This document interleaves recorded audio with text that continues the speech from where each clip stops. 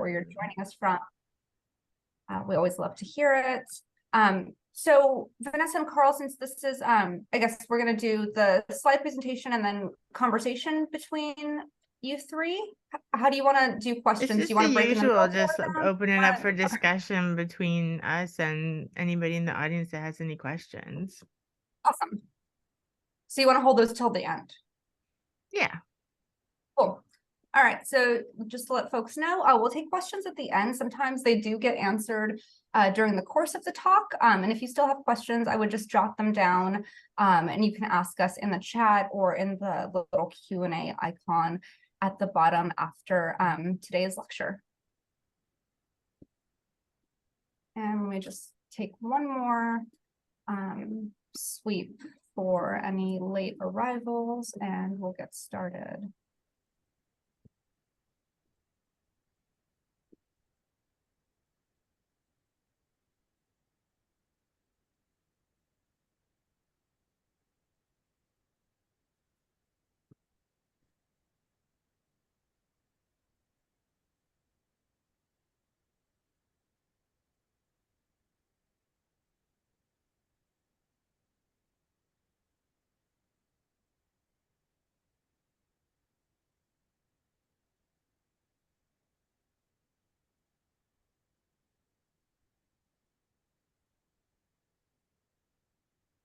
I guess the puppy's hanging out with my parents too. She's not up there, is she, Carl?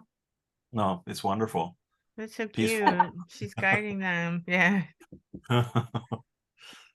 Cute. New friends. Yeah, she's getting babysat. Who's babysitting who? I'm not sure.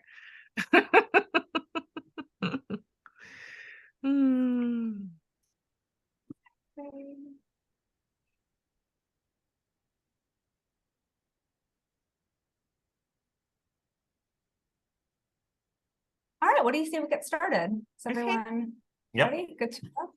All right, welcome everyone. We're so happy to have you today for our psychoanalysis, art, and the occult talk. Angels, Demons, and Ketamine, Occultist Chaweon Koo, in conversation with Vanessa Sinclair and Carl Abrahamson. The Psychoanalysis, Art, and the Occult series is curated by Dr. Vanessa Sinclair and Carl Abrahamson and is dedicated to exploring the intersections and integration of psychoanalytic theory, the creative arts and occult practices, and folk magic traditions. I'm going to pass it over to Dr. Sinclair, who will introduce today's speaker and topic. Welcome, everyone. Hi, everyone. Thank you for being here. We're so happy to have Chaweon here with us today. Just for those of you who've never been to a psychoanalysis, art, and the occult talk before, we've been doing this series online for about 2 years with Morbid Anatomy. It's once a month. And we've been doing the series as a whole since 2016. I used to live in New York and I used to run this series in person at Morbid Anatomy when they were down in Gowanus. And then when I left New York and moved to Sweden, we ended up starting it online during the pandemic time.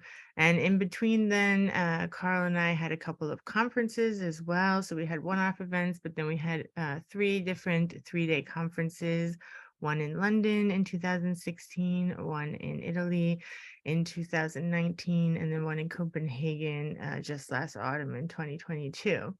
So yeah, it's been a good mix of online and in-person events. We've had amazing speakers.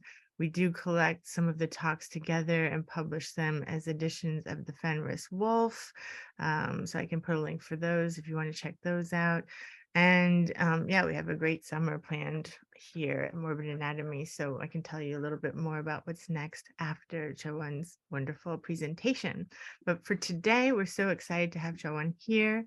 She's a writer at the intersection of pop culture, the occult, and futurism.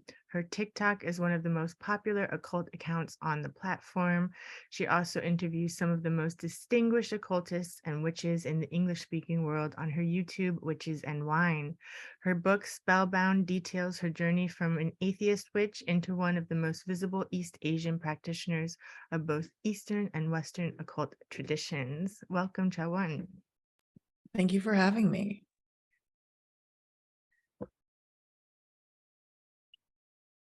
And I guess that I will start sharing my screen.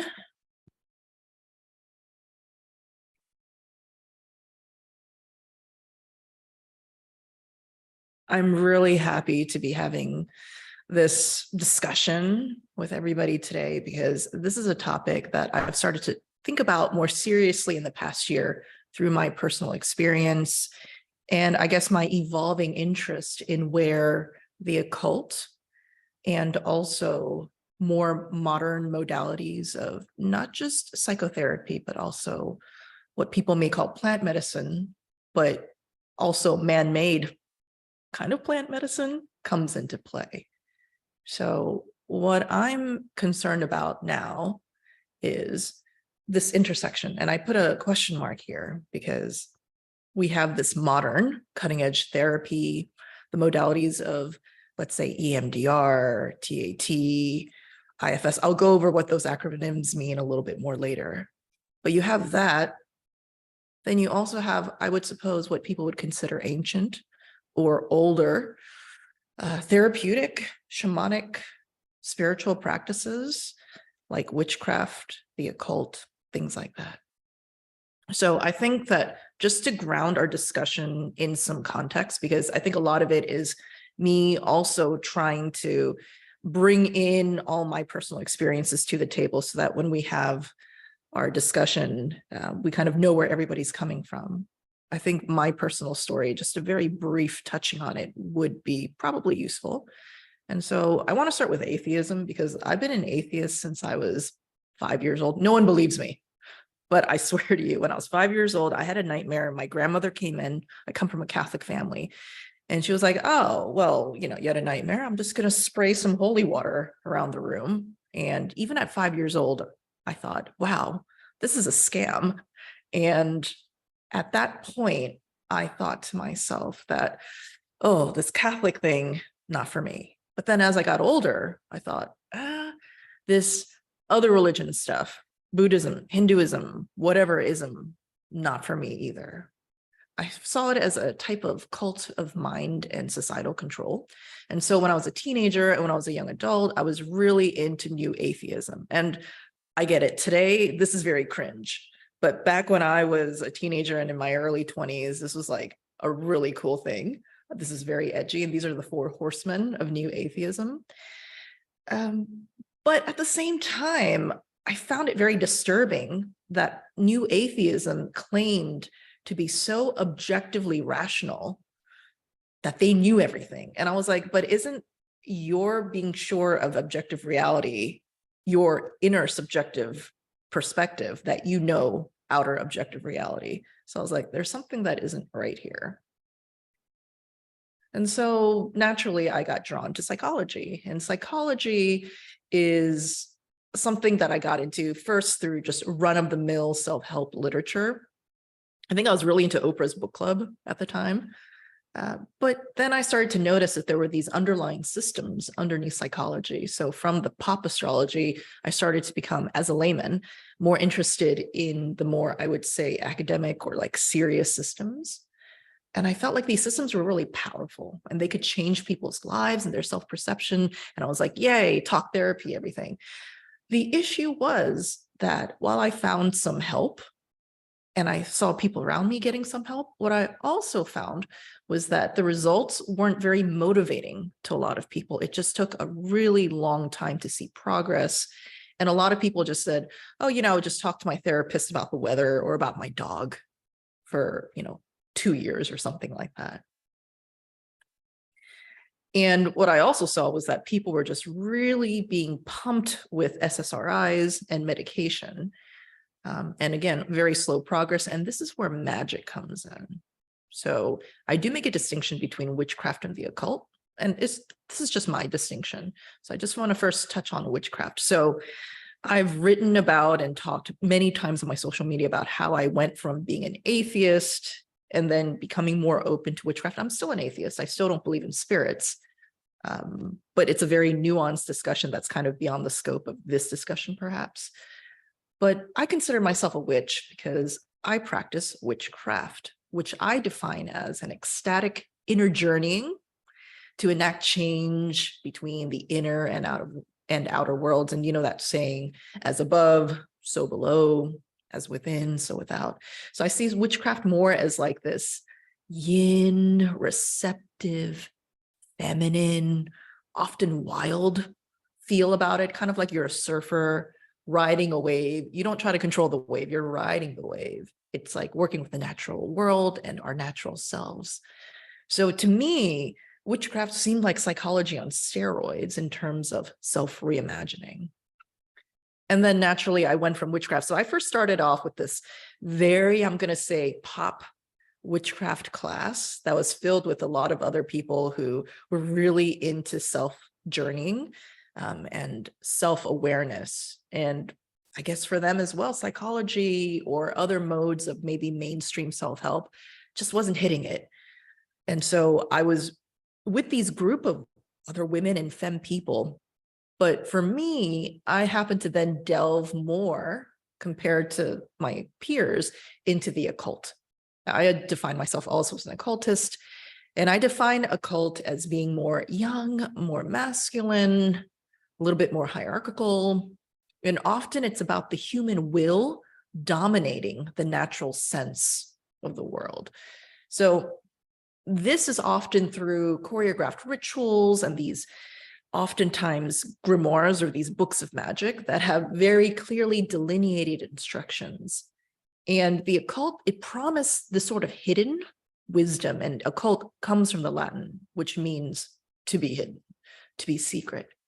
And so this idea was like, there's this hidden wisdom that can leapfrog me and those who practice it into a self-knowledge, a knowledge of the world that psychology and religion could never even possibly. And there was that practice, of course. But at the same time, what I realized was that the more I got into witchcraft and the occult, and of course I had been into or been against religion, but all the time, all the meanwhile, been into spirituality, was that all these different modalities, they were kind of similar in that they all swore that this elephant of self-awareness, of self-journeying, of self-development was just their section of it. So maybe we can say spirituality and religion was saying, no, this elephant is just the tail. And psychology was saying, no, you know, it's the snake-like trunk. And then witchcraft and occult was like this. And so what I noticed was that everything was just based upon that very narrow way of viewing the world. So somebody who was into religion was always just, you know, praying thoughts and prayers, no matter what happened. And I found that people who were just really into psychology, everything was about talk therapy, and people who were into witchcraft, everything was like, no matter what, you know, oh, I can't find my passport. Well, let's do a spell to find my passport. So I was just like, is that the way it should be? Because modern life, modern society is about intersectionality. It's about everybody's a little bit of this and a little bit of that. So do we have to double down on this? I mean, couldn't this question mark be like this, just many circles in the intersection? But the question is, what is this answer? What is this? Is there an answer? What is this question mark all about? And also, even if you can figure out what this question mark is now, will it always remain the same? And that's why I'm so excited about today's discussion, because I do really feel is that intersection is always evolving. And maybe what we talk about today, it's going to be outdated in a year, and maybe we'll have different ideas. But the idea is that we're looking for the elephant. What we're going after is the elephant, the full elephant, rather than just the little parts of it. And here I'm just, you know, I love this illustration. For me, it's about don't throw the baby out with the bathwater. Let's try to add in new modalities, take out modalities, discuss it, see what happens. And maybe for each person, it's a little bit different, and that's totally fine. And some of the new modalities that I've been very interested in, that I feel as though augment this interest in a type of spirituality that isn't quote unquote superstitious, although I use that word not as a pejorative, but more to talk about this idea of spirits and stuff. And also a modality that takes into account ancient practices like the occult, like witchcraft, and also modern modalities like psychology. So one of my favorite right now is IFS, internal family systems. And I think this is one of the most witchy, magical psychology systems that I've ever come across. And what's so interesting to me is that today it seems as though so much mainstream society is very, very witchy. Maybe it's Oprah, maybe it's some other just sort of like business people even being like, yeah, I'm totally into manifestation. I'm totally into this. Even like 20 years ago, I think that talking about these things would have been considered a little woo-woo. But now mainstream psychology, mainstream self-help is just takes for granted that, of course, you know, like there is this idea of like mindset and this very strong sense of like magic in terms of like you can make and manifest things in your life. So IFS, excuse me, is quite popular. There's a lot of like Alanis Morissette, Tim Ferriss, these celebrities that are huge proponents of IFS. And I've really delved deep into IFS. And just to go over very quickly what IFS is a system that more or less says that we all have multiple personalities within us. And those multiple personalities are kind of offshoots of us that happen because of traumatic incidents or intergenerational trauma. Maybe it's not us, it's things that have been passed down to us. But ultimately, what we are is what's called the self. And the self can't be sullied even a little bit by no matter what happens in life. Like we could be thrown into, you know, solitary confinement. We could commit horrible things. And yet the ultimate us, the self, is always constant. And it is filled with these 8 C's. It's courageous and compassionate and calm and curious and confident and connected. When I heard this immediately, because I have this background in witchcraft and the occult, I thought, this sounds very much like saints and religious icons. This sounds very much like the God self that mystical traditions talk about. And in IFS, there's this idea that all of us, you, me, our self, which is who we actually are, is very similar to somebody else's self. We are those 8 C's, the calm, the connected, the confident, the curious, godlike, almost like a Buddha in a lot of ways. But then when we go through either intergenerational trauma or we go through just life in general, we become these parts. And these parts, you'll see in the middle, the main sort of part that gets sectioned off is called an exile. It's the most sweetest, creative, sensitive part of us. The exile then feels like they need to protect themselves by sectioning off because they've been hurt.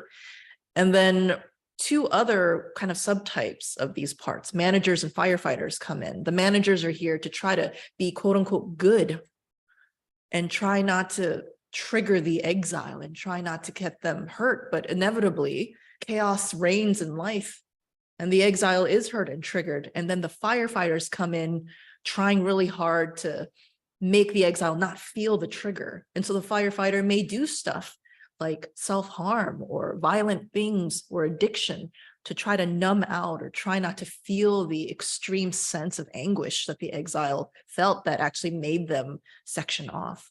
And so I thought, this kind of sounds like angels.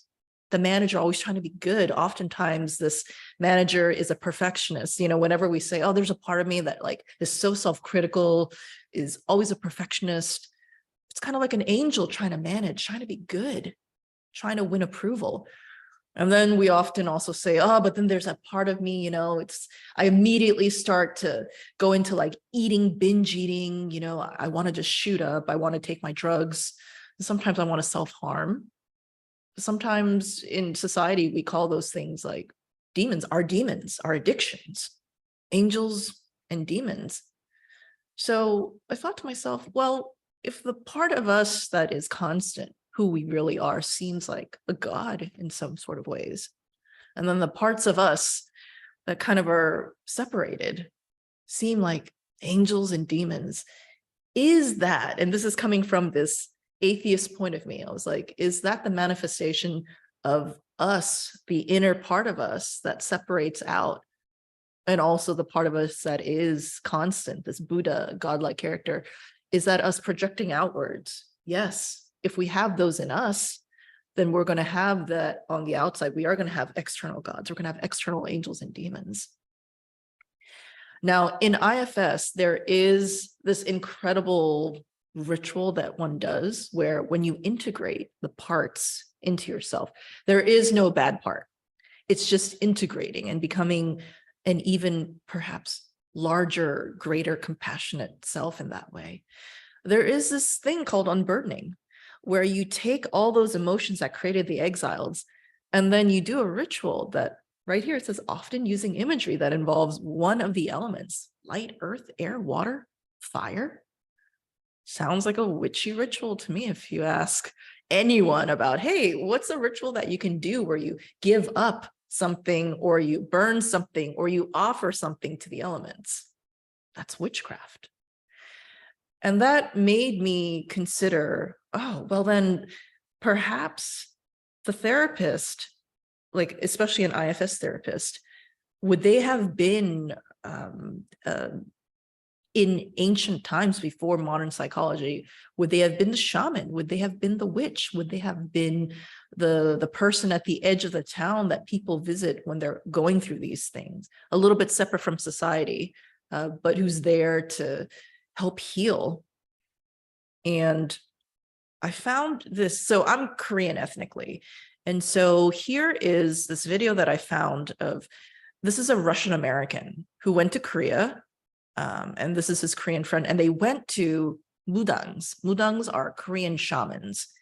And the mudangs, what they do is they talk to spirits of ancestors. They talk to gods, oftentimes military gods, to see your fortune and to give you 상담, to give you advice. And so I just wanted us to watch a clip of what these two, the Korean and the Russian American, their response to going to the shamans.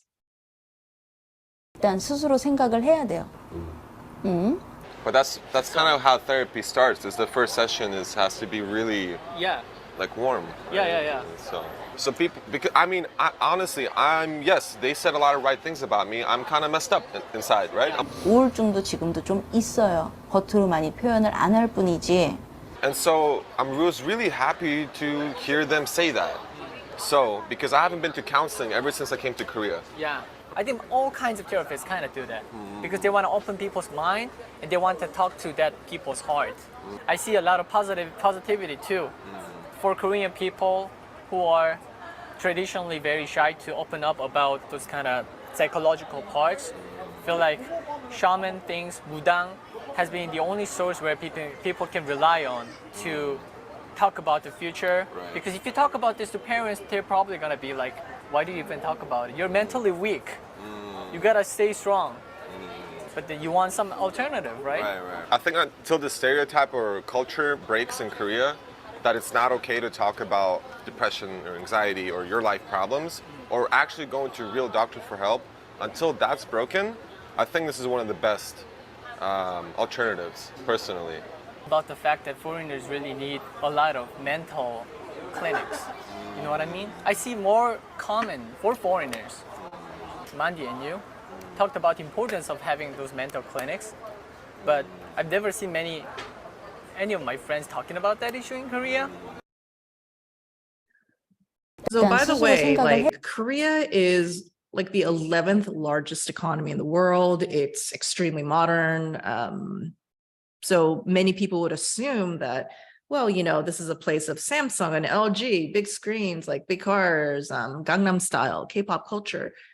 And yet it's the mudangs, the shamans, who are going to be sometimes the first line of self-development and inner journeying for a place like Korea. So the next thing that I started to really get into, especially this year, is psychedelics. And this is what's so interesting about psychedelics. Psychedelics has always been a part of magic. And I mean, we talk about just in Korea, we were just talking about shamans. In Korea, the origin myth of how Korea came to be is that a bear and a tiger, they went into a cave and they ate mugwort, which is very psychedelic. If you're going to pick, mugwort is very famous in Korea. It's considered one of the best mugwort in Korea. The people who pick mugwort, they have to wear gloves, because if they don't, then the mugwort, it kind of seeps into your skin and makes you hallucinate. So this is not the only origin story of a country that involves psychedelics. And of course, ayahuasca is really popular today. And this idea of being in a ceremonial circle with somebody who's going to help you journey. There's even talk about how the Oracle of Delphi was high off her rocker, because at the mount, there was some geological formation where there was gas. There was some sort of ethylene gas, or a mixture of ethylene and other gases that made them hallucinate. And there's also talk about how when we talk about a witch, flying on her broom, that flying ointment, maybe it was also psychedelic. And I've watched way too many TikToks of young people talking about, wait a second, these mushroom circles where supposedly if you enter into it, that means you're in the realm of the fairies. Mushrooms, psilocybin, could that be it?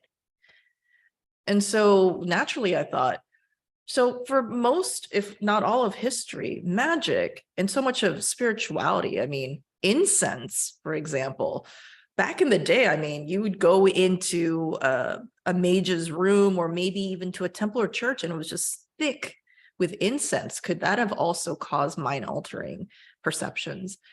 So why are we doing dry magic? Today, when people are being taught magic, probably because of the laws and also social mores, there isn't much talk about the use of, at least official talk about the use of psychedelics or the use of even other drugs. In fact, it's kind of discouraged to use drugs like alcohol. You can offer alcohol, but to imbibe it, not so much. And then, of course, a lot of people today, they take drugs recreationally, or they do it because they want some far out mind expanding experience. But if we go back to what we were talking about previously, which is that maybe therapy and therapists are kind of taking on the role of a shaman, and that was the role that they always took. So is there a way to take the psychedelics in a therapeutic setting, and does that make it different? And this is not anything new. We all know that back in the 60s, psychedelic research was huge, but then it was shut down. And it's only now 6 years later that there is this renaissance of psychedelic research that's happening. Literally, like the National Health Organizations in America, and I think also in Switzerland, they're doing research on psilocybin, they're doing research on LSD, just mainstream podcasts. And I think that recently there was a Netflix documentary by Michael Pollan talking about psychedelics. So this is becoming more and more mainstream. And so ketamine therapy, ketamine assisted therapy, psychotherapy, CAP sessions are legal in certain states in the United States, including New York State, where I'm at, which is where I've actually had 7 CAP sessions thus far this year, which is kind of intense. And CAP sessions, they're supposed to be done, they're prescribed by a doctor, and they're supposed to be done only in the purview of a psychotherapist. So it is a therapeutic setting. The ritual container, the magic circle, is you either take a sublingual or some IV that is ketamine, and then there's a therapist there to help you integrate the session afterwards. So you journey, and then you have a guide there. And then after you get out of the journey, you have this guide help you integrate the visuals that you saw, the experiences that you had. Psilocybin is also on its way of becoming legalized in a lot of places. This is from August 2022. This is expanded now. I have a friend who's a psychologist who's working with Columbia University, and Columbia University just finished, I think, a multi-week seminar about psilocybin research and about the way that in a therapeutic setting, people would utilize psilocybin. So this, of course, made me think about this book called The 8-Circuit Brain. This is based upon the work of Timothy Leary, who everybody may know as one of the pioneers of LSD research. And just how this is just the 8 circuits that, like 1 through 8 are energy centers. And so we have circuit 6, where they talk about how certain drugs can actually activate or help activate these circuits, which are energy, almost like chakras inside of us. And this is, to me, very occult. This is very, very witchy, very occult to be talking about this. It's, you know, and Timothy Leary, who, as far as I know, wasn't super well versed in straight up occultism. It's not like he was like, oh yeah, Golden Dawn. Oh yeah, like let's look at grimoires of demon magic. And yet the research that was happening was in so many ways occult, and it was very much aligned with these drugs. We have the scientist, Dr. John C. Lilly. He's the guy who basically made the claim that human beings and dolphins could communicate, and he was doing LSD for 8 hours at a time, like in his flotation. I think he invented the flotation devices, the isolation tanks, and he would just like lay there, take LSD, and just communicate with dolphins later on. And he wrote incredible books about metaprogramming, which is basically how the brain knows what it knows. And the book, back to this book, it goes over not just circuit 6, but circuit 7. By the way, as we go up in the numbers, each circuit becomes more and more, I would say, elevated in certain ways. It's almost like we're going from the root to crown chakra. And so like in circuit 7, we have LSD, but then also you can do certain yogas. And then here we have in circuit 8, which I suppose we can say is like the top part of our chakra system, DMT and ketamine. These are, ketamine is, if you do CAP sessions, completely legal in a state like New York, Colorado, places like that. And DMT is something that I am starting to experiment with in terms of like doing actual occult rituals. Ketamine and DMT, they, unlike, let's say, LSD, are far more short-lived, and also they create a sort of clarity. There's an ability that one has after journeying after ketamine and DMT where you can actually talk with some eloquence, versus I find that psilocybin, it kind of takes away from maybe the ability to have conversation. And obviously LSD, it's like going on for hours and hours and hours, versus these two. DMT is like notorious for like what, 5 minutes, maybe tops 10 minutes, 20 minutes experience. Ketamine can be for maybe 40 minutes journeying or something like that. So these things are actually, these two substances, these psychedelics, can be very conducive when you're doing a literal occult ritual. So now we go back to this. How can we get to this question mark? How can we discuss this? How can we incorporate modern modes with the ancient modes? And I feel like this is something that I'm going to be thinking about and discussing for at least a couple of years, because I only just started thinking about it in the past year or so. And I am so excited to have this discussion with everybody here. Very nice. Thank you. Wonderful. Thank you. A lot to chew on. Carl, did you have any comments to start, or do you want me to start? Well, I think that there's a lot. I mean, these topics are first of all so fascinating and interesting, and also I would say quintessentially important to the survival of the human race, basically, to sort of stress that. But I think that all of these things, I'm with you 100% in this sort of importance of questing and trying out all the new things and trying to see similarities and bridge gaps and all these things. I think it's extremely important, and I'm not surprised that this is happening today or in these times, because that's one of my sort of pet, I don't know, theories or things that I think about, is that why are all these things going on right now? Well, I think that magic, or whatever you want to call it, I've called it like source magic. You know, we all are connected to a source, and it's all about survival now. Some of us understand that that's the issue. Most people are still slumbering in a kind of anxious slumber where they know something is wrong. Like there's, you know, I was going to say purple haze, but it's orange haze in New York, and we haven't had rain for a long time here, and it's unusually warm, etc. And there's war, and you know, the usual suspects. So basically, things are not going so well. I mean, most people feel that either consciously, intellectually, or on deeper levels, but we are all affected by it. So how do you deal with it? Well, I argue, and maybe we shouldn't delve into that, is that we have to reconnect to this kind of source magic. And then the question, of course, is, yeah, but how the hell do you do that? And I think to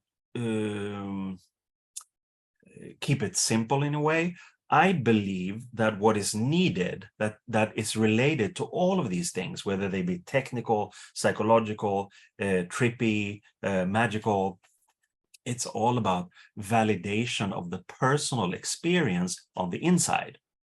Because we are brought up in these different systems, you know, more or less conservative, more or less far out, where everything is sort of dictated or guided by external things, so that we can only validate what we've experienced through, like you said, for instance, the therapist guiding the session, or the ayahuasca guide, or whatever it is.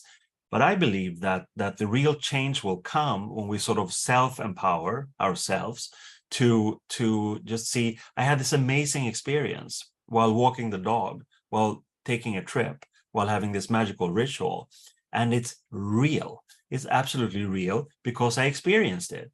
And whatever it is, no one can say anything about it. I am very happy to talk about it with other people, to compare experiences. And that's the first step, right? There you have the willingness to go into a dialogue about, can this actually be used for something that is on an objective level beneficial for me, for you, for a greater number of people. And I think it may sound like a simplification, but I like to break things down to get this, like the smallest common denominator, or the smallest useful denominator. And that's really it. It's about the outer and the inner. Us as that sort of self person that you talked about,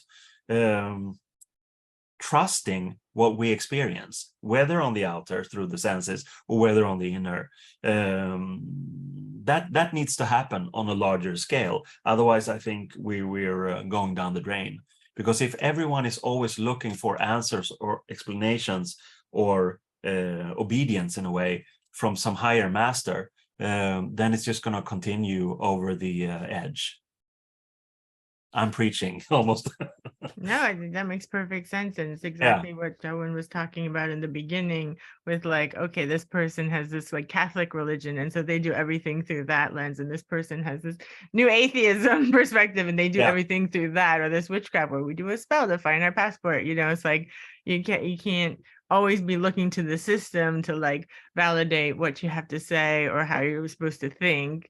And through this kind of shamanic journeying, or using ketamine or these kinds of systems, that's a great way to kind of break out of those barriers. It seems like when I had Chaweon on the podcast, you know, she talked about the like having it be like this kind of like, you have these like rigid tracks that we're all skiing on, and then the ketamine kind of helps dissolve the tracks a little bit, so you can get into like new patterns and modes and ways of thinking kind of more readily, that rather than like psychoanalysis, you know, which I hope people do. It works, but it does take a long time. You have to keep going through the material over and over and over, and then like, oh, there you're doing it again, and then you can kind of like, ooh, can I get out of this track, and like detour, and then oop, we're back in it again. You know, you have to keep trying to like move this way until you find a new track, you know. But this system seems like it helps you kind of move through that process quicker when someone's like really motivated to do that. What I find super interesting about maybe melding of psychotherapy and the occult is that I find that a lot of talk therapy, which is the mainstream way, I think, of how most people, they do psychology, right? They go to a therapist, they sit down on a couch, and they just talk and talk and talk. It's very analytical. It's very analytical versus the psychedelics, which are a very integral part, I think, of any ancient occult practice. Very, very few shamans and these like priests even were sober when they were doing these like ceremonial rituals.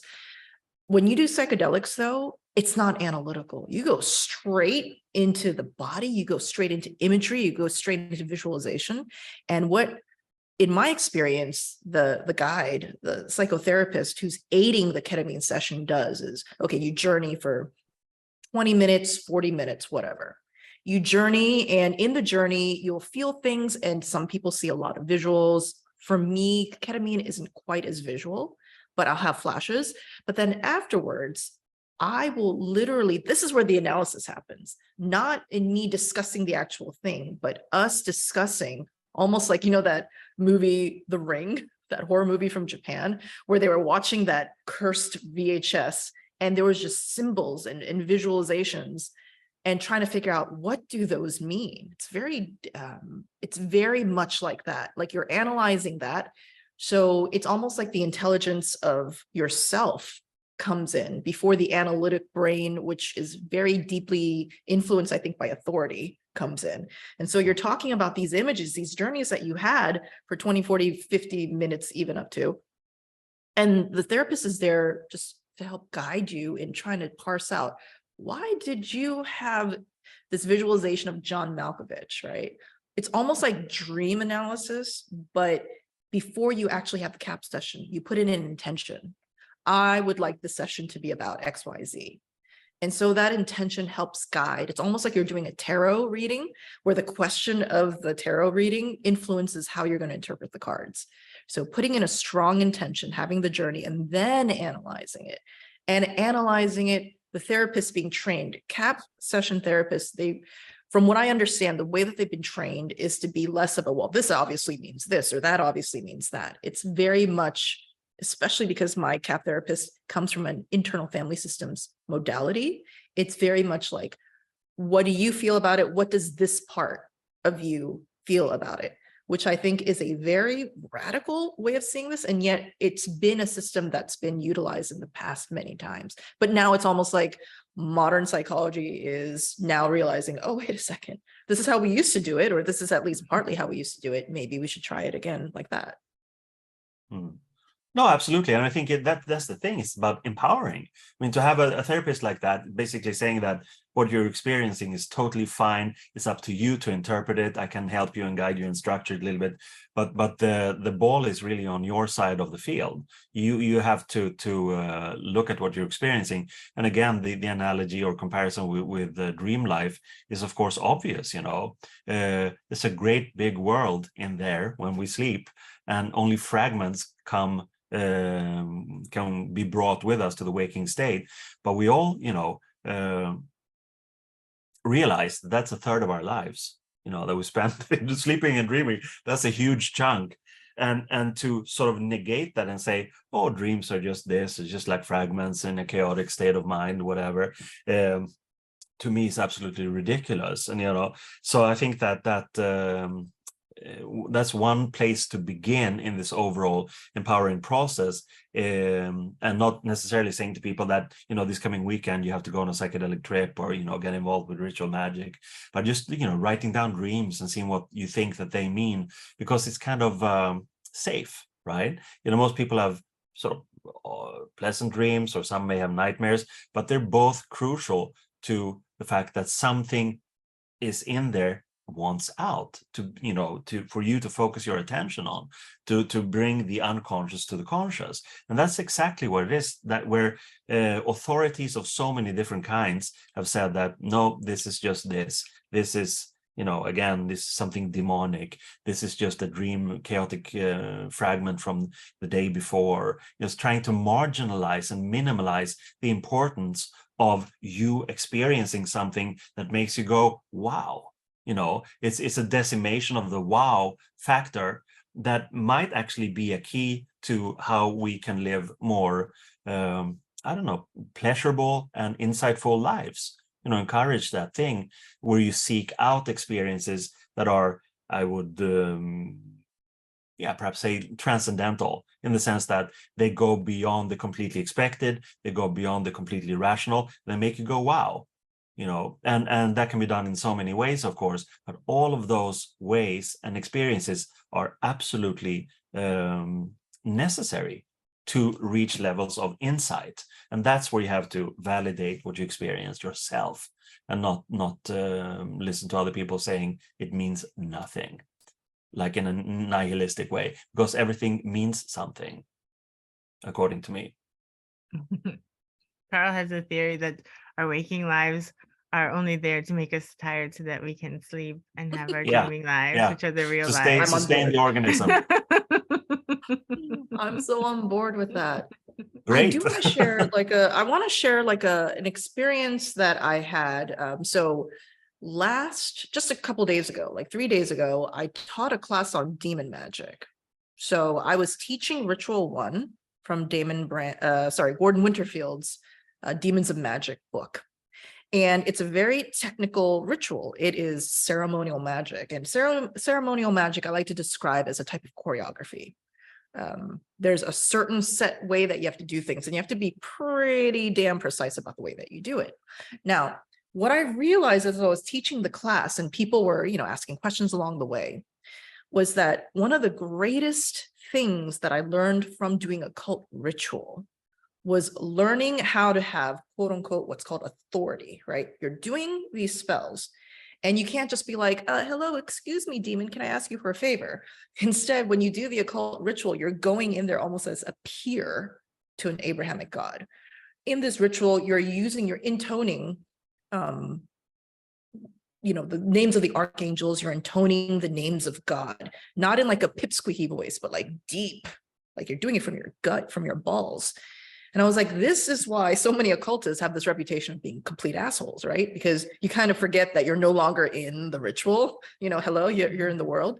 But in the middle of the ritual, you go in there with what I can just best describe as swagger. You're going in there saying, me and Abrahamic God, it's not like I'm like kissing God's ass, like I'm a peer.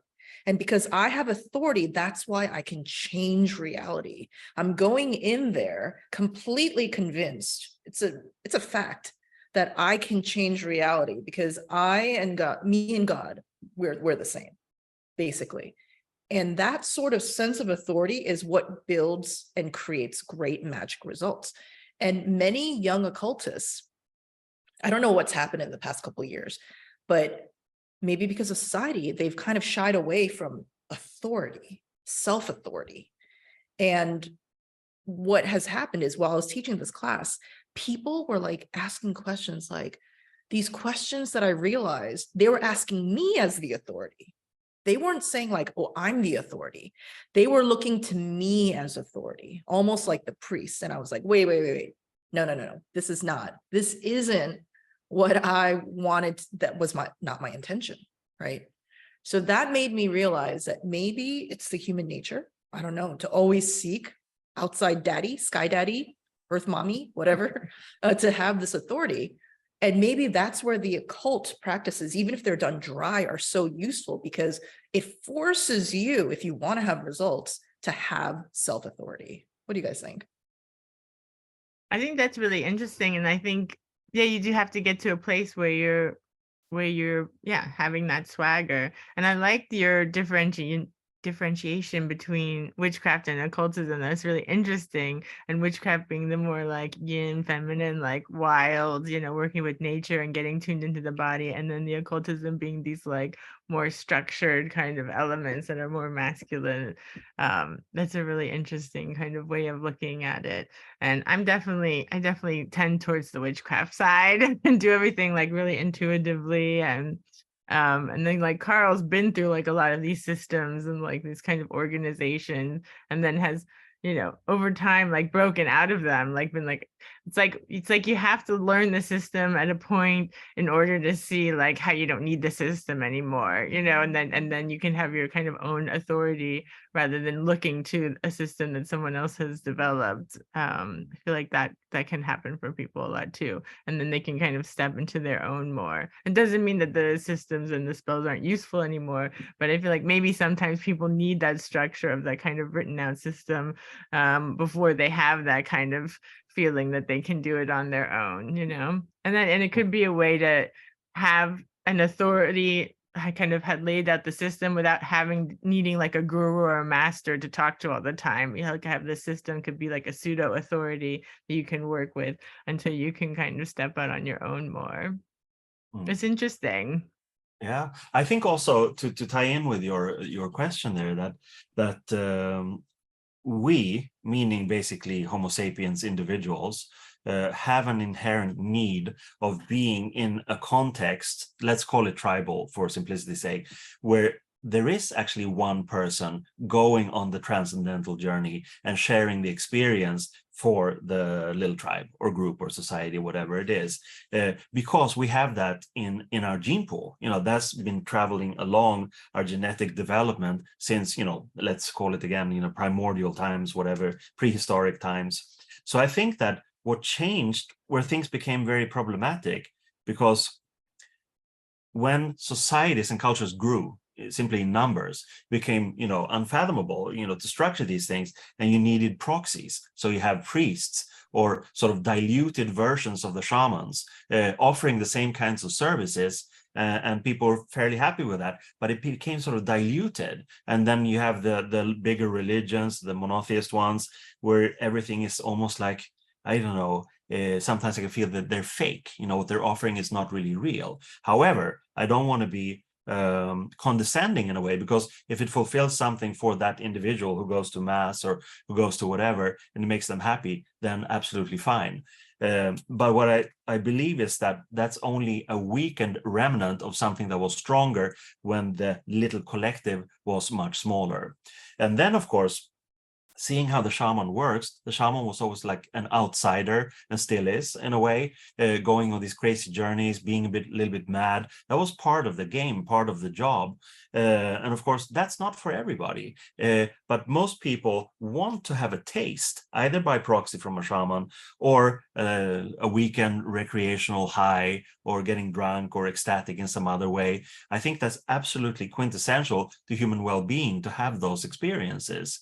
And that's where we come again to this thing. There needs to be some kind of cultural integration saying it's okay to do that, and that's where I'm so happy to hear about these developments in America and also in other places where you can do these things that you're doing, that it's become okay, that LSD is back in a way, microdosing is in the mainstream, mycopollen is in the mainstream. As you say, it's wonderful. It's totally in line with my theories. That's why I like it.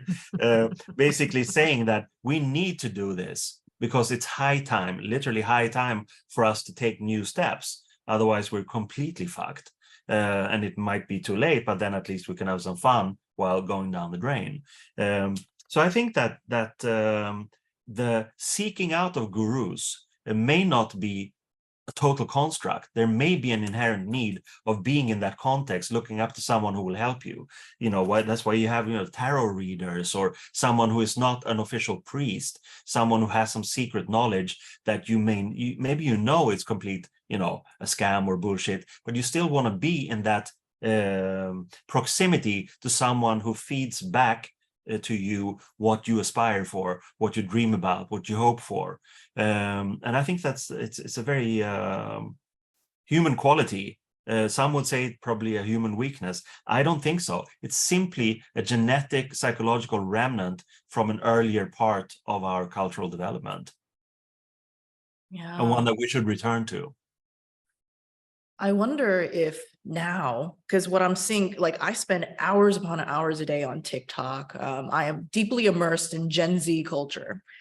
And what I'm seeing more and more is these kids, like everybody talks shit about Gen Z, but what I'm seeing is that there's a huge amount of them that are incredibly intelligent, mature. They are completely and utterly like open-eyed about the systems of control. And for them, it's no longer enough.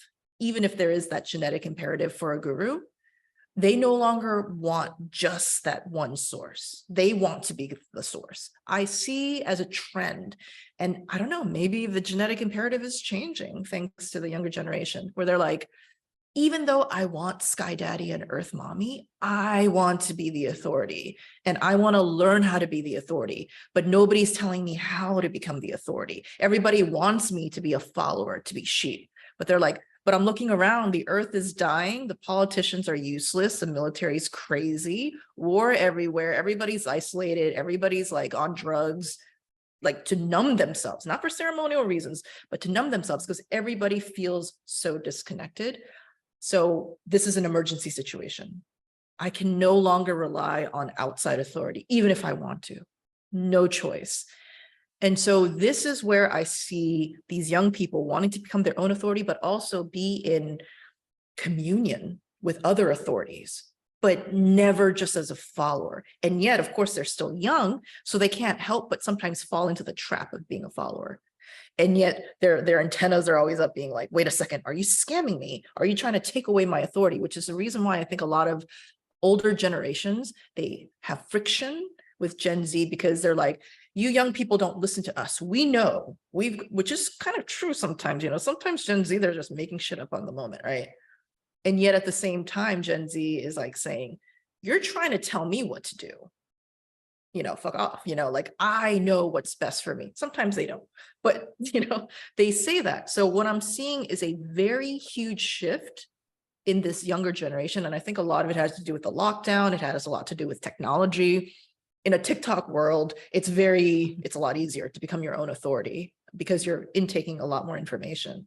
And I also see an increase in mental instability and triggering because you're becoming your own authority. As you mentioned, Carl, if you are the guru, if you are the shaman, you're going to be a little bit, you know, out there. That's just that's the tax you pay to become your own authority. Mm-hmm.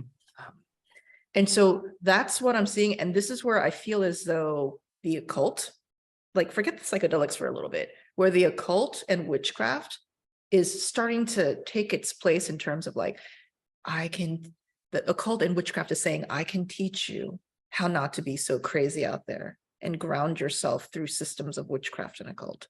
And maybe that's the reason why it's becoming more and more popular. Yeah, I agree. I also think that there's an inherent glamour in the word occult and the occult history and stuff like that. People will always be attracted to that kind of flame. But absolutely, there is enough substance in all of this underneath this kind of weird umbrella called occultism, you know, because it can be so many different things, but there's enough substance there to attract intelligent people who are really looking for something. Absolutely. And I think that, I don't know, it's, I have this term called sympathesis, which is basically that we also have an inherent need of constructing our own systems in order to transcend them. And this can, of course, you know, spill over and become systems that attract other individuals, and they are attracted to that, and they need it appeals to them because of resonance, and they need to transcend that in order to, you know, feel that kind of next level jump, whatever. And that's a problem with Western occultism historically, specifically, because it's been so intellectual, so structured, so historically conscious of taking this little bit from this and organizing it. And it's of course, that's the Western empirical scientific mind frame in a way. You know, create these puzzles, and then you have a puzzle and you realize, oh, this is not so good, but we're great, we built it. And then the thing is that from, you know, take, you know, the Korean culture or Asian culture, and I'm not even thinking of Buddhism, I'm thinking of something much more beautiful, Taoism, which, you know, has structure in the culture, but the ideas and the sort of transcendence is immediate if you want it. You know, you can just go into that zone, and you don't need degree systems. You don't need pyramidal hierarchical structure that takes you like 15 years to go through, and then all you get is a funny hat. You know, it's enough to have a good laugh and realize that all of this stuff might actually be pointless, so I might as well, you know, sit here and do nothing in a way, and do a lot while doing nothing. So I'm greatly I don't know, enamored with or inspired by that kind of thinking. And it developed parallel while I was working in these Western systems. So I guess that's kind of my magical immune system, you know, triggering that instead, which is much healthier in a way. However, I will say that regardless of which culture you come from, or where you are in the world, some system will attract you, and then you will integrate your own stuff into that structure. And that's needed to simply transcend it. I don't think it's healthy to stay in the same thing all of your life. And that's again another downside with being, you know, a fervent monotheist. You know, you're born, you're being baptized, and you go through all these rituals that's supposed to be, you know, setting you free or creating something good in your life, but it's just like inane, boring stuff that everybody shares, and it really means nothing because it's not encouraging you to be free on that transcendental level. So I don't know. Human beings are creative. People are attracted to occultism are also creative because they have a need to transcend. And some people go the fast route, do psychedelics. Other people are more mentally structured and need to break it down by going through the system. And I guess eventually it's all good, or I hope it's all good for those people who are involved in these different things. But maybe the best analogy that I've come across is simply, you know, occult, as you said, it's something hidden. Since we moved to a slightly smaller town and we have a garden and stuff, these garden analogies become so vital. You know, the seed is underground. The seed is in darkness. It's occult, you know, but it carries all the stuff inside. And given the right opportunity, water, good nutrient soil, and some sunshine, you know, you can go overground and you can create a flower that's not only beautiful, you're not only beautiful, but you also actively take part in a photosynthetic symbiosis with the rest of the planet, even if you're a tiny, tiny small flower. And that for me has become the most, I don't know, powerful symbol of everything that I've been doing so far, going through these sort of murky environments and hierarchical structures and symbols upon symbols upon symbols, when in actual fact, that symbol is the most real and tangible image of what it's really about. It's about you going from this sort of inner darkness, cultivating what you have there, also stemming from beyond, from ancestors, and just bring it up to the surface, make sure that it gets everything it needs, and be a happy and beautiful flower. Just this idea of networks, right? I think one of the big things about modern life is that instead of being this hierarchy, it's all about networks. And people hate it when I bring up things like blockchain and cryptocurrency because they don't see the connection between technology and machines with the occult. Whereas I'm like, occult is technology. So what are you talking about? But anyways, just in terms of pure blockchain, what is that? It's a network of computers that are communicating with each other. It's not like there's a main top computer and then it goes and filters down and down and down. And one of the things that I read about in my book is about this idea that first started out with, I think her name's Donna Haraway. She's the anthropologist who talked about cyberfeminism and now has moved on to talking about the natural world and the networked way that whether it's the brain or whether it's mushrooms or whether it's plant, just nature, the most natural thing in the world is network, which if we really think about it is kind of a feminine thing. It's, you know, there's something wild and witchcrafty about it. There's something super witchy about the fact that these are tendrils kind of reaching out, grabbing onto these things, almost like a garden. It's like you can't predict how the roots are going to go. You can't predict what the seed is going to do. You can't predict how the things are going to interact, but everything's an ecosystem. And so you mentioned, Carl, about this idea of like, oh, the Western way of seeing things was that it's like little parts, it's a puzzle, and then you put it together and you're almost like a clockmaker, you know, exactly. like you're a machinist, and the human experience is like a machine with all these like, and perhaps it's not like that. Perhaps it's not this like this very modernistic, like man versus nature and man dominates, but instead it's this networked, feminine, lush, almost like a Swedish garden, English garden, kind of blooming beyond our control. And this is where I think that people can see it either as chaos, oh my God, I'm freaking out, or how do I become like that surfer and ride the wave? And this is where I think we can discuss more about like, what are some practical systems that people can use? I'm sure both of you have experience in this on what actually helps people in managing this wild bloom. Yeah, and like you said too, like it's not just about finding, you know, how to connect these different systems, also like weeding out what doesn't work. Like we don't need this and we don't need this. That's also important. And I think one of the things I love a lot of what you say, but I also love just you as a person, because you do exactly what I think people should do. And this is why I think you're so popular online too, because it like inspires other people to also kind of find their own, like piece together their own journey, see how it's unfolding, see how past experiences fit together and feeds future experiences until you become this kind of idiosyncratic way of being in the world that only you really have from your kind of experience in history. And then instead of being a guru where you tell people how to do that for themselves, it's just like just by you embodying that and working in your way that you're working, that then kind of turns on other people where they can start individuating and figuring out their kind of idiosyncratic specific thing of being in the world. And yeah, I think that's really where it's at, because that's, you know, you're not like a therapist that tells people like, okay, well, you should do this and this, and then gives advice. You can, of course, you give tools, you know, there's nothing wrong with like pointing people to directions that you found useful and systems you found useful and saying things you didn't find useful. But at the end of the day, encouraging them to see for themselves what they decide, you know, what systems works for them. Because like you said, it's different for every person. I think that's the best way forward. Yeah, I think so too. And I think also the analogy between, well, let's call it, you know, web culture or whatever, you know, there's a root analogy there. You know, of course, these are roots. We're all connected in a kind of a huge human mycelium.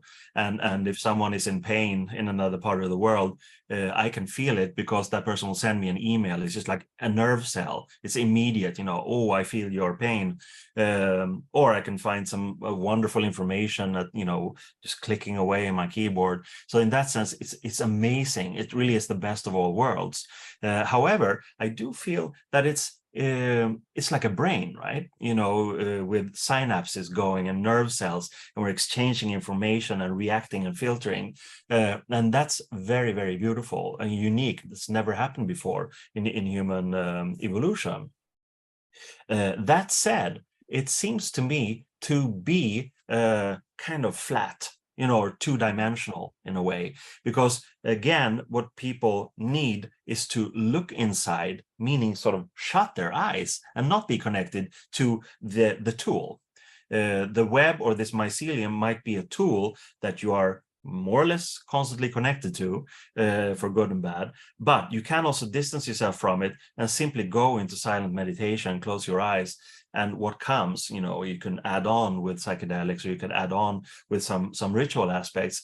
Those kinds of moments are, I think, quintessential in order for us to understand the overwhelming good and bad power of the mycelium that we have. Because otherwise it can also become like a behemoth, you know, that devours everything in terms of simply time, energy, effort. Sometimes we don't even know why we're spending so much time online, you know, because, well, you know, it's some bling here and some bling there. It's a fascinating, again, garden, you know, but maybe to stick with that analogy or symbol, maybe that's why we are attracted again to these guru figures. They are like curators. They're like gardeners. We're attracted by how their gardens look. And so we want to take part of that, not necessarily to become a flower in their garden, but to smell it and be inspired when we create our own garden. For instance, I personally prefer what you said, like the English slightly super lush and almost wild garden to a very tightly curated French castle garden. Yeah. Versailles, exactly. Yeah. So in that sense, we all have our preferences, and the reason we have our preferences is not only because of like some abstracted taste. It's something that we have inherently in us because of where we come from, what we've experienced before in this life and previous lives. You know, so I think that kind of intuitive attraction along those lines, you know, finding your ancestors and where you come from, you know, could even be a genetic analysis through DNA analysis, but just learning more about where you come from. I think that's important. That will probably explain quite a few things, why you are attracted to the things you're attracted to. That said, we live in remarkable times. We should be more intelligent. We should be able to solve these problems. I don't know, though. We're definitely intelligent enough intellectually. Just Yeah, see if our yeah. emotional intelligence can get a little bit exactly. And the sense of connectedness. People need to feel that they're connected. And I mean, I think that goes for all three of us, and probably, you know, a lot of people. have felt that in moments of epiphany and insight. How that's induced, that is irrelevant, but we've felt that connection on a holistic way, and I think that's something that you need to hang on to and not forget. It's not a recreational epiphany that disappears on Monday morning, or it shouldn't be.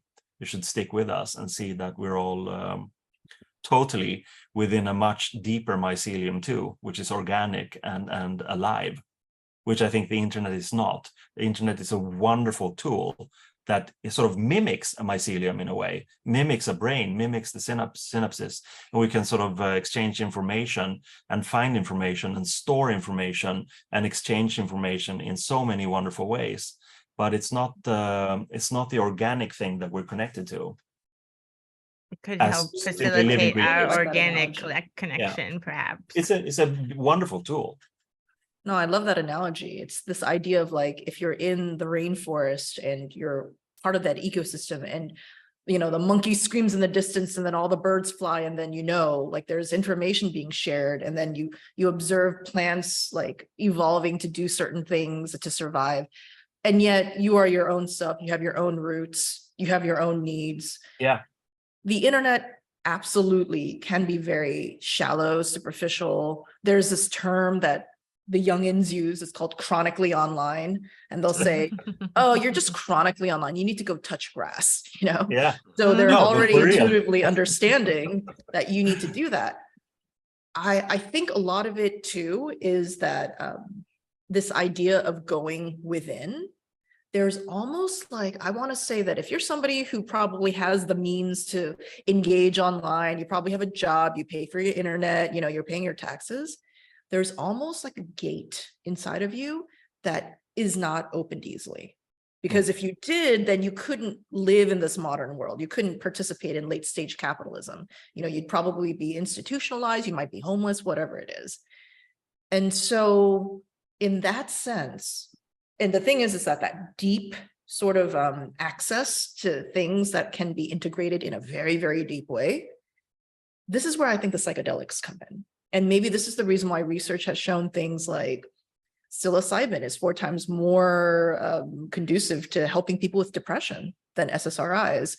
And just from my experience, and I'm not talking just about microdosing, I'm talking about also heroic doses, but they need to be done with a guide, some sort of guide.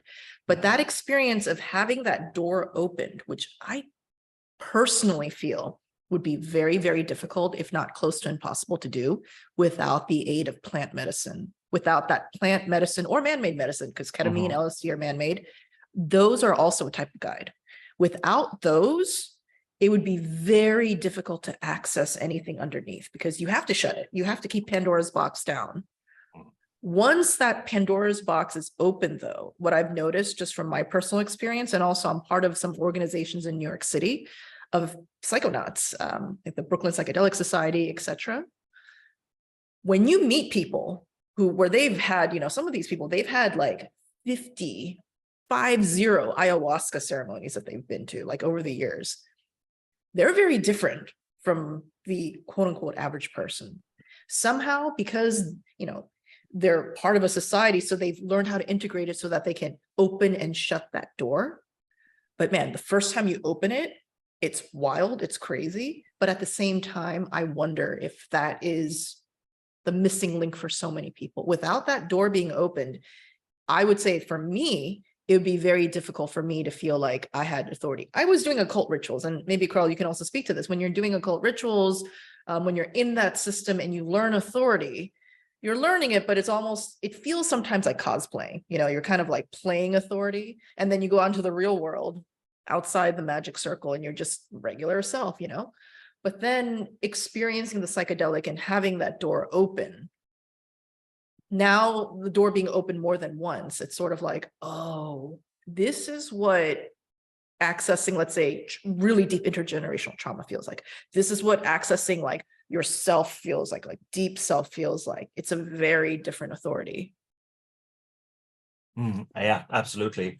And I think also we are, again, in the sort of the Western society, we're taught that it's all in stages, it all leads on to somewhere, but it's usually kind of finite stages. Basically, you go to kindergarten, then you go to school, then you go to high school, and then you go to college, and then you simply get a job.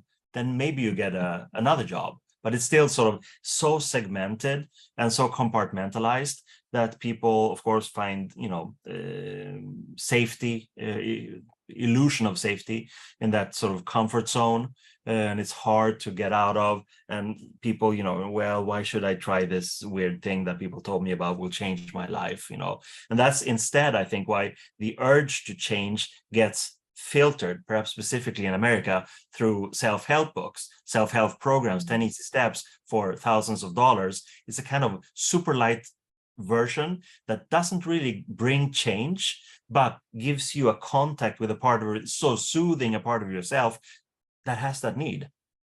Instead of going for the Whopper, you take get that book and go that course, but it really leads nowhere.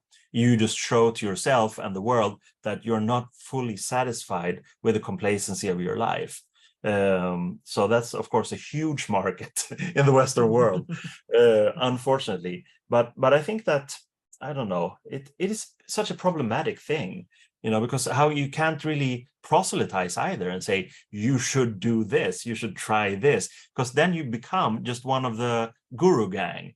And I don't think anyone really wants to do that, except for people who want to make a buck, and usually those or have a God complex. Yeah, have a Christ complex, exactly. And those are usually, successful for a while, and then they get dethroned by some younger stud or cancel chick. culture. Yeah, exactly. Who wants to go to the throne? That's just part of I guess, the succession of different cultures. There comes a young one who takes the place. So I don't know. It's complicated, but I do see the optimistic upside of all of this is that so many avenues are completely open. Because even if you are in an environment where it's illicit, for instance, to delve into some of these things, you can still do it. It doesn't. Nothing will happen if you're intelligent, and nothing will happen if you're sort of occult in that sense. And if you're lucky, you might be in New York or California or Denver or wherever, or Switzerland, and you could do these things completely overground. And again, it's not all about psychedelics. Is it legal in Sweden, by the way? There's a lot of psychedelic research. There's a lot of psychedelic research happening if you do it with a therapist. It's going on. Yeah. But it's not huge programs. It's usually hospitals housing them, and so there are good things happening here too. And on the whole, it is a pretty liberal place, even though from a legal point of view it might look tough. It's a difference between the legal writing and the actual application, what's actually possible. So I would say, having been here for all of my life and seen these things change, they haven't really changed a lot. It's still possible to do a lot of things and get away with it, as long as it's not connected to any sort of other kind of criminal activity. That's usually when it becomes problematic. But usually psychedelics don't. They're usually fine in that sense. People who are interested in them are not the real rebel rousers of a sort of a criminal nature, to my experience. No. So I think Swedes don't have the moral. They don't have like a Christian moralism like you have like in the US. It's really refreshing. They're just kind of like, this is what people do, they're kind of realistic. Yeah, but then also I think that also ties in with the really genuine traditional respect for nature that we have here. We have 10 million people, and it's a pretty big country. So from we're kids and through school, everything, we're out in nature and encouraged to be out in nature, and there's a huge respect for nature. So it's basically some kind of paganism still lingering on. Not just like genetically, but actually in application, how in lifestyle. I think that's very, very healthy. And it's also in the Constitution that everybody has a right to nature. So nobody can own like all this land and be like, you have to stay off, you're trespassing on my land. Like everybody's allowed to walk around on the land because the land is for everyone. Yeah, and camp and just enjoy it. Yeah, so that's so also cool. Nice. Oh, I see we have a question. Felicity?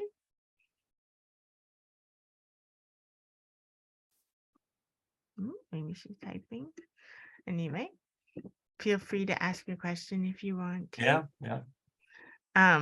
And we could, okay, good. Talking permitted. Now I think Christina made it so you can talk if you want to. Felicity has a hand there, yeah. Hi, Felicity. Hi. You need to unmute yourself too, Felicity. That was an accident. Sorry. Okay. Yeah, and I was gonna say too, though, that one, I find it very refreshing to hear that Gen Z are being their own authority. I think even with the foibles of that, it's much better. And that's how you learn. You just have to have like the errors and things and the hubris sometimes, and that's okay. Well, they have Much tools better that we never had. Yeah, much better than Yeah. thinking that you have to have permission to do anything from this authority. But also I see why they get overwhelmed because, like living in a world where you don't have an authority that you think like a good parent that's taking care of things. You're like, oh shit, all the previous generations fucked all this shit up. Like we can't look at them to help us, and how like terrifying that feels, So it's kind of like this double-edged sword of like feeling like they need to do on their own as well, like not having that kind of holding that of course we didn't either, but at least maybe we thought we did for a second or something. I don't know, Gen X we didn't really either, but Right, Gen X here, and when I see the amount of, I would say, openness that Gen Z has, sometimes it stuns me. Like I read an article that said that a lot of colleges, you have to put in your college essay when you're applying to colleges. There's this entire phenomenon of people writing about their intergenerational trauma or traumatic life events, like just trauma dumping for their college essays. And this is totally okay. On TikTok, every other TikTok is somebody revealing the deepest, darkest secrets of themselves, completely like emoting, like completely emoting online for strangers with like, for me, as part of Gen X, like this is like not acceptable. Like I just can't do that. Even if I wanted to, even if I'm desperately wanting to, I just can't do that. And I think it's a cultural thing. It's a generational thing. And yet I see these young people being like, okay, I have nothing to lose. We're all going to die. There's no authority. All I have is me and this pain and anguish I feel that a lot of it is not even my own. It's what I was born into. And nobody's telling me shit. I don't know what to do with it. I'm looking for answers. There's nothing, absolutely nothing. They're like yelling into what they hope is not a void. So there's a sort of hopefulness as they exhibit a certain type of like semi-nihilistic, but done in an ironic way. Like they have their own sort of sarcasm and lingo thing going on. I personally love Gen Z. I think Gen X and Gen Z, like we found millennials. I think Gen X found millennials a little bit like cringe, like, oh my God, Gen Z is like us, Gen X, like back when Nirvana was out and stuff. So I love Gen Z, and Gen Z loves Gen X as well. And what I'm finding is that the way that Gen Z is doing things, I like it. They're using the internet as a tool. Like they can search up, how do I grow mushrooms? If I can't buy them legally, what can I do so that I can legally sort of circumvent? I don't have money. So is there a site where I can download resources for free about how to grow things, how to do witchcraft, how to do that? This is why, in a way, I sort of encourage my social media following. You don't have to buy my book. Just go to like the Barnes and Nobles that's still standing in your store, like in your town or whatever, and just read it there. You know what I mean? This is, you don't have to spend the money. Okay. Just go there and just read the book. It's probably better for you to just like, leave the house anyways and stuff and just like go out into like the world. So it's things like, it's a very punk feeling. And I was like, that's what it is, huh? We're doing chaos magic 2.0 now. Like that's what Gen Z is all about. They're just like, cult systems, not into it. Religion, not into it. Chaos magic. Ooh, but chaos magic is like very like old to them because it's like, oh, it's a bunch of like dudes from like Great Britain talking about magic and comic books, like back in the 80s and 90s. And so many people who are really identifying as witches and occultists today, they identify as queer, they identify as being feminine, femme. this is becoming like the new sort of like wave, I think, of serious occultists and witches. Very different. To them, being a witch, being an occultist is not just a thing that you do. It's one of the many intersectionalities of their identity. And it forms an umbrella of all these other things that they also are into. It's a part of a political alignment, a political direction. To me, this is amazing. This is fast. I highly encourage everybody, if you're not on TikTok, go on TikTok, just scroll for 2 weeks. In the beginning, it's going to be super confusing and it's going to be kind of boring, but then suddenly it's going to click and you're going to be like, holy shit. The amount of stuff that's going on TikTok is amazing. Yeah, that's great. And Felicity mentioned it was similar in the 70s, and the Korean, that seems clear too. Like also there was a big surge of psychedelics in the late 60s and the 70s, and it was a similar kind of time of upheaval, and there was a lot of the similar issues happening then that are happening now. It's just now it's even more critical with the environment. Yeah, but I think, isn't that sort of circles moving within circles? It's like a groove that then goes another round. It's almost like a planetary or an electronic atomic movement. Dynamic spiral. Yeah, exactly. And it's sort of maybe that's why the perception that I have, at least, I think some other people do too, of time moving exponentially faster, which is worrying, but we are seeing the same thing. You talk about the age of Aquarius or Aeon of Horus, whatever, something happened during the 20th century. And a big part of that was like a resurgence of magic, a boom of psychedelics, a boom of Eastern religions, so sort of merging of religious thinking and occult thinking. And I don't know, it's like a supermarket of potential. There's so much happening that you could pick and choose. And we're exactly in the same position now with this technological tool and the ability to travel quite freely and explore, firsthand. So I think I wouldn't describe it any sort of kind of divine or cosmic intervention. I think it's human beings unconsciously feeling that something has gone awry and we need to fix it. And that's why all these things are happening. That's why people like, dry scientists like Albert Hoffman accidentally, managed to fix some LSD, and that's changed the world, basically. And there's a reason for it. He was a good guy and he realized the potential, yet it was through the sort of illegal madness of Tim Leary and those guys who spread it. And then it became sort of, after 1966, in illicit production. And it's just, it has literally changed the world. There's no denying. And of course, it's not one evil genius creating all these things. It's not one little group of power people. It's just necessity. All these things happen because of necessity. And I think it will continue, hopefully in the right direction, with more people becoming, insightful and trusting their own inner experiences. Yeah, if we're in the 70s again now, then hopefully we don't go into the 80s.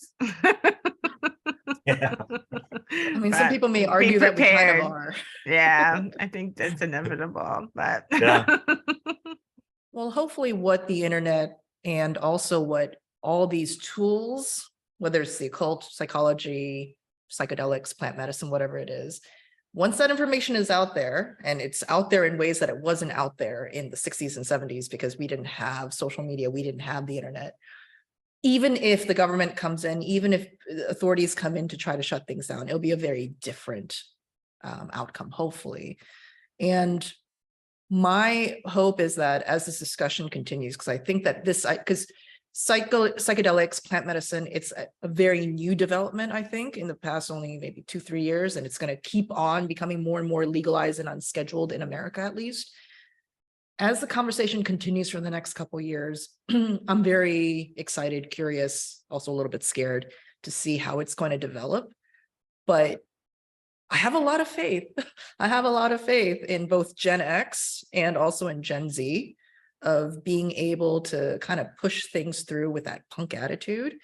And I know that I'm going to still continue doing what it is that I'm doing and continue to write about and figure out, like, is what I'm doing Chaos Magic 2.0, or is it a completely different offshoot? Is it like the difference between, Thai food and Korean food are both Asian, but they're very different. So can you call it chaos magic? I'm starting to think that what I'm doing and what people like me are doing, it's not chaos magic. We look nothing like the chaos magicians who like started chaos. We look nothing like them. Our life is nothing like them. So even if some of the things we do are similar, how can we be doing chaos magic when we're so different in terms of who we are to the people who are doing chaos magic? So in terms of magical frontiers, I think that in the next couple of years is going to also be very interesting. Yeah, absolutely. I think also that what you said could be symptomatic of what's going on generationally now, also with these questing for a clearer sense of identity, and it's like a pick and choose, and you can create your own identity and present how you identify, and that can also be, as you said, which kind of magic system that you integrate in your presentation of yourself to the world. But maybe the devil's advocate here, maybe that also has a drawback in the sense that if you have clear-cut presentation, you will feel good to be clear, but it also makes the critics and other people, it's so easy for them to criticize, to point their finger, to judge and say that, okay, so you identify as a chaos magician, but you don't do this, or you identify as a queer guy or a queer lady or other sort of specialized presentations. But at the same time, sometimes it's good to be occult. And, to be literally sort of hidden under the radar, just zooming along, doing your thing, and not being part of, let's call it a struggle of and for mirrors, in a way, where you look at yourself and you're so absolutely, it's important for you to show yourself in the mirror, but then to turn the mirror with the mirror image outwards. And then other people can mirror themselves in that and see yes, no, or maybe. And it becomes like a fun house in a way. And I mean that both in the good and the bad way. It can be inspiring to see all these other reflections, but it can also be something you don't get out of. Where in fact you might need to open a window and look out instead of looking at the touch grass. Touch grass. Absolutely. So what I'm saying is that I think that many of the terms like I don't know, magic and occultism and chaos magic or sigils, whatever, maybe it's all becoming redundant in the sense that maybe it should be, kept absolutely quiet, secret, occult, and you can share it with people who understand your wavelength, your sense of frequency. In a way, that's just normal human behavior. But I think it becomes a problem when we want to communicate with other people. Then we need to do it in a language that both parties understand, right? So we have not only a language, but it's also symbols, and it's also references. And the more we reference the past, the heavier and more difficult it will be to leave it behind. I think we should just perhaps take a couple of quantum leaps forward and just I don't know. I'm so in love with the gardening metaphor. We should call it gardening. Get on with our cosmic gardening. Cosmic gardening. Love it. And I think it is good, like Chaweon brought up earlier, of like, what tools do we use? We've done so many different kinds of systems and things. And like Carl and I do talk about that. We have on our Patreon Magic Monday every Monday, where we write about like what kind of magical practices we're doing that week, which often involves like art because it's all kind of intertwined. And usually, like right now, I'm mostly working with the cut up method because I'm just like obsessed with cut ups and kind of like breaking down systems quite literally by like chopping up language and throwing it in a box and rearranging it and pulling it out randomly and see what it says. And there's always like so many amazing like messages and things in that. And people are like, oh, what do you think that is? It's like, I think it is whatever you want it to be. It could be your unconscious talking to you. It could be your own interpretation. If you want to think it's like some sort of spirit talking to you, great. I don't care. Like for me, it's like whatever you want it to be. But it always has some like cool messages and things. And that's what I like to do most of the time now. That just reminded me, part of the IFS therapy that I do, and I used to do it intensely, like we're talking, I had an NFT, speaking of technology and how it's made all this more accessible. I had an NFT that I bought last year, and they had a program where you can do unlimited teletherapy through, like this app. And I found some great IFS there. They don't have this program anymore. They ran out of money, but it was great while it lasted. So I was doing IFS therapy 5 days a week sometimes so I logged in over 100 sessions in about 6 months, right? Because I was like, this is a buffet, an unlimited thing. I'm getting my money's worth. One of the IFS therapists, what they specialized in was art therapy, utilizing IFS. So doll making, puppets. And I was like, wait a second. So we're going to create puppets of our parts. And I was like, oh, and you put whatever you want inside the puppet, right? You create like a puppet, you create the doll, but if you want to, it's not, this is kind of off label, but I was like, I'll just put in a little bit of my hair. I was like, if somebody robs my house, they can take whatever, please don't take my puppets because it has like my DNA in it. But now I have a collection of puppets that are representing my different parts. You get into the mindset, you create a magic ritual, a circle, you get into the mindset of the part, you create the puppet in the mindset of that part. And so I'm not somebody who experiences panic attacks or anything, but while I was making one particular puppet, I went through a panic attack, the first one possibly in my life. So you are literally going into that mindset. And to me, that is magic ritual, when you're so deep and immersed in a different aspect of yourself that you're no longer you. I see that as you're in magic, right? And so you create this puppet, and then you evolve this puppet if you want. Some people, they will burn the puppet, they will bury the puppet. Some people will add on to the puppet. Some people will deconstruct the puppet. You can do with the puppet what you want afterwards. And I was like, so many of us in magic, we're taught to make a puppet, but we're doing it for external people, right? We're doing it for external things, but this is for internal. This is an internal puppet. It's a spell for yourself. This has been so therapeutic. I have several dolls now. My goal is maybe over the next couple of years to have a wall of creepy dolls that represent the parts of me, and for them to evolve over time and their physical manifestations. So going back to the idea of angels and demons and gods, and how some people say, oh, they're outside of us, they're external. As an atheist and somebody who doesn't believe in spirits, me being like, that's a bunch of shit. But now realizing that if I can externalize the parts of me as these dolls, what's to say that other people have not externalized the parts of themselves as spirits? Like, I can't say that for sure, right? And so this has also softened this atheist skeptic in me in the terms of like, spirits aren't real, because I'm just like, well, as far as I'm concerned, all the parts of me are real.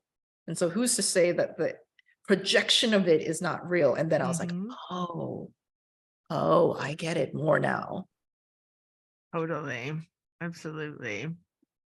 That stuff we like a lot too, like creating like Carl Newleve and like total environments, and creating like a totally environment that's just like your kind of world that you can kind of step into, whereas that you don't just like have a magic ritual at a certain time and place, but you kind of have a room in your house where it's just like, this is where I live in my kind of alternate reality. It's so great. And different kinds of like that role playing or externalization, or like taking on different characters and acting out scenes. That's all used in different kinds of like Gestalt therapies and stuff, but it's also totally like magical and theatrical. And I think also we evolved it a little bit with from the artistic point of view too. So that maybe 10 years ago, I came up with this idea called the mega golem, which is a magical creature, but it's invisible, it's intangible, it's inaudible. It's basically a magical being. And I invited other magicians, friends, artists to create something, could be like a limb or a hand or a finger or a kidney or whatever, together to create this thing. But it's not like a thing where we need to list who did what. People can create something for the mega golem. I have no idea what it is. Only the mega golem will know, because it's been invested by all these people. And the mega golem is out there and it's doing things. I can sort of feel its presence at times, but it's kind of wild out there in the world. And it basically came from my disdain the art world, where everything is so hyper contextualized, hyper curated, hyper intellectualized, hyper abstracted, and also validated from a commodified commercial point of view. And I just thought like, fuck this shit.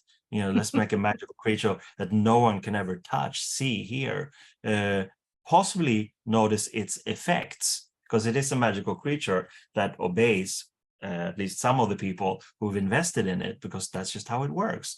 But it's not something to be, Can't sell it. Yeah, you can't sell it. You can't buy it. You can't sell it. You can add to it if you want to, with anything. It can be, doesn't have to be a body part even, because who knows what it is. It's just a magical being. It could be a being of many different kinds. Yeah, like I made a spine. I took a bunch of cut up phrases and I put them down a piece of paper. And I'm like, this is the spine of the mega golem. And this guy, Pete Murphy, just made a song with like using my cut up spoken word. And he said, he called it film is the mind of the mega golem. So now we have film as the mind of the mega golem, things like that. Wow. So this isn't like an occult ritual that was in a grimoire. This is something that was developed collaboratively. Oh yeah.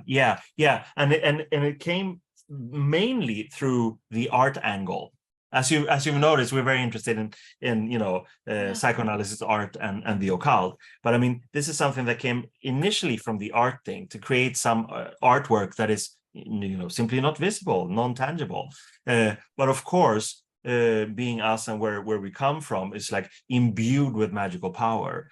Why? Well, because we say so, we decide so, we invest it. Now you have a life, be responsible, please do our bidding at times, but you're free to roam the universes and come say hi at times. And I know for a fact that people are still investing in it, adding little things. Sometimes they tell me. Sometimes they send us things like somebody carved a thigh bone out of wood and just like mailed it to our house. And we're like, what's this? We're like, oh, it's the thigh bone of the mega golem. Yeah. Wow. So it's wonderful. And I mean, so that's another example of exactly that, how you can take some pretty, classical arcane concepts from occult history, like the golem or whatever it is, and just turn it into a mega golem for the times that we're in. It's not something that belongs to one specific religion or system. It's just something that human beings with a magical inclination, for them it's completely natural to create this kind of being, and I really love it. I think I will soon create some more stuff for it. I'm just my mind is just like, this could be so therapeutic and so constructive for absolutely. Families, couples, work organizations even. Yeah.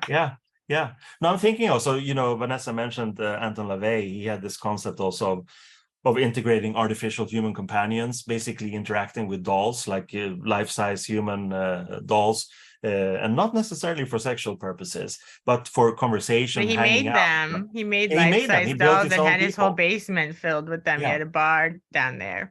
Yeah. And so basically that's also something that I think he appreciated. He died in 97. There was always something, brewing. And I think today also it's coming. People are going to hang out with non-human. It's happening already. Yeah, exactly. AI companions are exactly. Yeah. And also with I think also with these new Apple gadgets and sort of the virtual reality, the next step, next level will be that kind of, and you've talked about the metaverse too, with that contains the avataric concept, and basically communicating with something that is not inherently human. And I think that can be quite healthy to have that externalization. Still, it still will be like an externalized inner dialogue in a way, maybe until AI is absolutely perfected and we can have real artificial. That might be a scary day when that's. It might be very scary, because then what might happen. They'll be like, fuck AI, you. Yeah, they want to fuck us. Yeah. Yeah. Not in the fun way. No, exactly. So beware. I'm for sure this conversation, like I'm gonna have to like think about it again and again and again. Because again, as we spoke about, like the tools they're there. Yeah. It's different than it was maybe back in the 60s. It's different than the 70s and 80s, even up to like the mid 2000s, you know, it's a very different world. Thank you to VPNs and, you know, all that stuff too. We have all these tools. And I think the question is, what sort of mega golem are we as occultists going to create? You know, maybe not even knowing. Yeah, exactly. And I'm not going to say anything else about it in terms of what I've invested it with, but it's along the lines of what we've been talking about, sort of in a bit like an usher or a helper, facilitating things for other people in terms of just realizing that they need to listen to themselves. That's the bottom line. That's the main message. Validate whatever it is that you're finding on your in your inner spheres, whether it be the dream spheres or the waking spheres or epiphany spheres or meditation spheres. It's all good. It's all good and it's all useful because it's there. Wow. That's really inspiring. I'm gonna have to look more into this idea of what a fun conversation. Yeah. We had fun on the podcast too. Now we're having fun again. It's great. Yeah. And never forget that we might actually simply be figments of your imagination. Don't forget that. I love it, because that means my imagination is totally aligned with what I want. It's not a nightmare. It's a pleasant dream. It's an exciting, challenging, constructive, interesting dream. Yeah, good. Totally. I love it. Well, thank you so much. That was really great. Is there anything else anybody wanted to add before we start to wrap? I think it was good. What are you up to next? Oh yeah, like so speaking of systems, I'm really into something called human design, which is like kind of like astrology on steroids and in Technicolor. And so I've decided to start teaching some of the human design stuff that I've been teaching myself, the source material. So I'm doing that. Hopefully I'll be able to write another book. And it's kind of based on the discussion that we've been having. This like, is it Chaos Magic 2.0? Is it something else? What's the bridge between feminine, masculine technology, let's say, quote unquote, nature, east, west? It's a continuation of my first book. And, you know, I'm always on TikTok shit posting. So there's that too. Yeah, it's a good place to find you. And we do plan, now that we've been doing these morbid anatomy events for a couple of years, we have like the conferences I mentioned that we had, like one in London and Italy and Copenhagen. We collect them together, the pieces people presented, into these books that Carl publishes, the Fenris Wolf. So I do think we'll collect the morbid anatomy online series.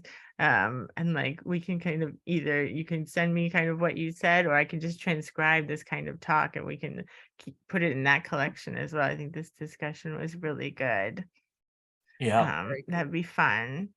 And yeah, and then for Carl and I, like I said, you can always find us at our Patreon. We post these magic, we have exclusive content there. I have to mention that all the time because I forget to say that, where we post every week about our magical and creative practices and talk about this and this kind of stuff there. So I'll put that in the chat. And then our next Psych Art Cult event, Carl and his friend Tom Banger are going to be presenting on July 16th.